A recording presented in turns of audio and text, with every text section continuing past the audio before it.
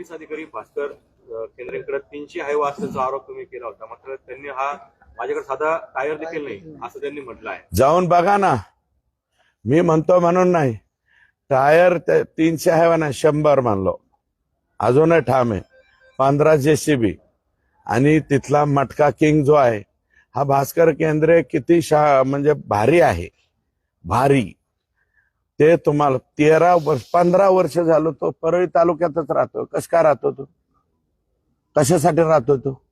करुणा मुंडेच्या ह्याच्यात हे टाकणारा हाच भास्कर केंद्रे.